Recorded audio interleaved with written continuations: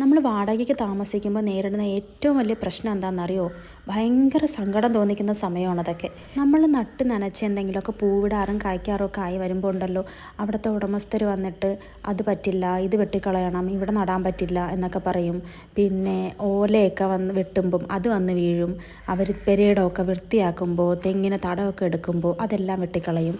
അങ്ങനെ ഒരുപാട് പ്രശ്നങ്ങളുണ്ട്. ഇപ്പോൾ ഞങ്ങളുടെ ഉടമസ്ഥരും ഇവിടെ തേങ്ങ വെട്ടാൻ വന്നായിരുന്നേ. അപ്പോൾ തേങ്ങ വെട്ടിയപ്പോൾ അത് അമ്മ നട്ട മുളകിൻ്റെയൊക്കെ മണ്ട പോയി. അതൊക്കെ പൂടാറായായിരുന്നു. ഈ മുളക് ഒരുപാട് ചരിഞ്ഞു പോയി, അതിൻ്റെ ഒരു കൊണ്ട ഒടിഞ്ഞു പോയി. ഇത് കമ്പ് കുത്തിയാലും ശരിയാക്കും. പിന്നെ ആ തെങ്ങ് കയറാൻ വന്ന ചേട്ടൻ ചവിട്ടി ഒടിച്ചതാണ് ആ കത്തിരിക്ക തൈയൊക്കെ. പക്ഷേ ഞങ്ങളുടെ ഉടമസ്ഥരുണ്ടല്ലോ, അവർ ഭയങ്കര സ്വീറ്റാണ്. പുള്ളിയാണെങ്കിൽ അയ്യോ അത് പോയോ എന്നൊക്കെ ചോദിച്ചായിരുന്നേ. അവർക്ക് ഭയങ്കര വിഷമമായി. ഞാൻ പറഞ്ഞു സാരമില്ല, നമുക്കിത് ശീലമാണ്, ഞങ്ങൾ ഒരുപാട് സ്ഥലങ്ങളിൽ താമസിക്കുമ്പോഴൊക്കെ ഇങ്ങനെ ഉണ്ടായിട്ടുണ്ട്. പൂവിടാനായിട്ട് നിന്ന ചെടികളൊക്കെ ഇതേപോലെ പോയിട്ടുണ്ട്. നമ്മൾ നട്ടിട്ട് അതിൻ്റെ കായ്ഫലം പറിക്കാൻ പറ്റാണ്ട് ഞങ്ങൾ വീട് മാറി പോയിട്ടുണ്ട്.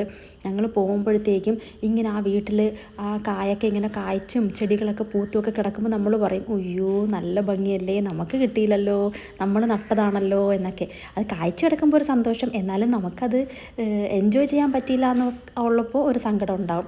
ഒരുപാട് കാലം കാത്തിട്ടാണ് ഈ വാഴച്ചെടി പൂവിട്ടത്. അപ്പോൾ അതിൻ്റെ മൂട് വെച്ച് തന്നെ ഒടിഞ്ഞു പോയി. പിന്നെ അവിടെ ഞാൻ തേങ്ങ വെട്ടാൻ വേണ്ടിയിട്ട് ചട്ടികളൊക്കെ തെങ്ങിൻ്റെ ചോട്ടിനൊക്കെ മാറ്റി ഇങ്ങോട്ട് വെച്ചിട്ടുണ്ടായിരുന്നു. ചെടികളൊക്കെ ഒടിഞ്ഞു പോയാൽ എന്നെക്കാളും വിഷമം ഞങ്ങളുടെ ഹൗസ് ഓണർക്കായിരുന്നു. പിന്നെ ഞാൻ പുള്ളീനെ സമാധാനിപ്പിച്ചു, നമുക്കിതൊക്കെ ശീലമായല്ലോ.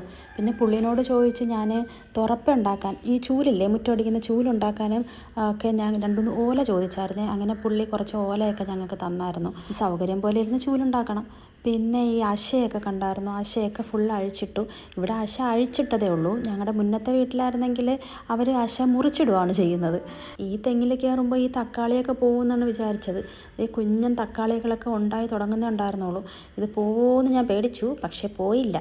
അവൻ ഇനിയും വളരാൻ യോഗം ഉണ്ടായിരുന്നു. അമ്മയാണെങ്കിൽ തെങ്ങിൻ്റെ ചോട്ടിൽ തന്നെ നട്ട് വയ്ക്കുകയും ചെയ്യും. ഞാൻ അപ്പോഴേ പറഞ്ഞു ഓലയോ തേങ്ങയൊക്കെ വീണിതെല്ലാം പോകുമെന്ന്. ഇത് ഇവിടുത്തെ അശയൊക്കെ മുറിച്ചിട്ടേക്കുവാണ്, എല്ലാം ഒന്നേന്ന് കെട്ടണം. സ്വന്തമായിട്ട് വീടില്ലാത്തവർക്കാണ് ആ ദുഃഖം മനസ്സിലാവും. വീടുള്ളവർക്ക് അങ്ങനെ ദുഃഖം, വീടുണ്ടായിട്ട് അതിൽ താമസിക്കാൻ പറ്റാത്തവർ വേറെ. അങ്ങനെ ഒരുപാട് ഓരോരുത്തർക്കും ഓരോ ദുഃഖങ്ങൾ.